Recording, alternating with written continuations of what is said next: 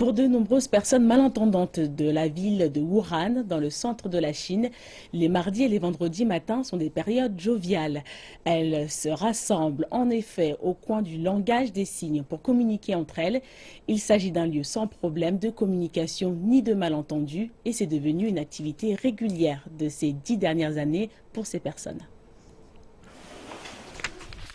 Après un simple petit déjeuner, Lin Fang et son mari doivent prendre le ferry de 7 heures du matin de l'autre côté de la rivière Yangtze pour se rendre au plus grand rassemblement de personnes malentendantes au coin du langage des signes.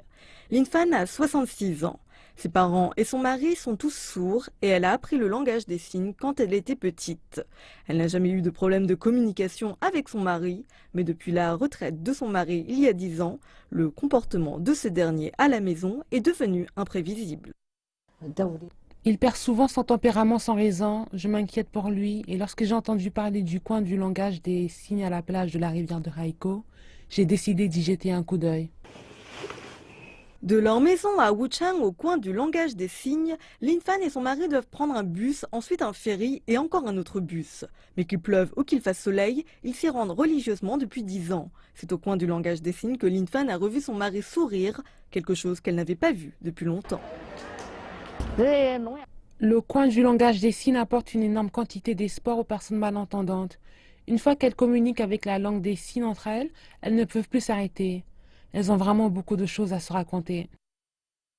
Lin Fan est également bénévole. Elle est professeure de langue des signes. Elle apprend aux personnes qui n'ont pas de problème d'ouïe à communiquer avec les personnes malentendantes en tant qu'égaux. Pour certaines personnes malentendantes, les problèmes de communication peuvent être synonymes de solitude et de difficulté. C'est la raison pour laquelle Ten Jiyu et ses amis sourds ont créé le coin du langage des signes en 2006. Beaucoup de personnes sourdes ou muettes viennent ici pour partager leurs émotions. Les autorités municipales nous soutiennent grandement et aujourd'hui, nous avons une affiche accrocheuse pour le coin du langage des signes. Il y a plus de 20 millions de personnes qui ont des handicaps d'ouïe ou de parole en Chine. Ces barrières de communication peuvent affecter tous les aspects de leur vie comme le travail, les études ou le divertissement.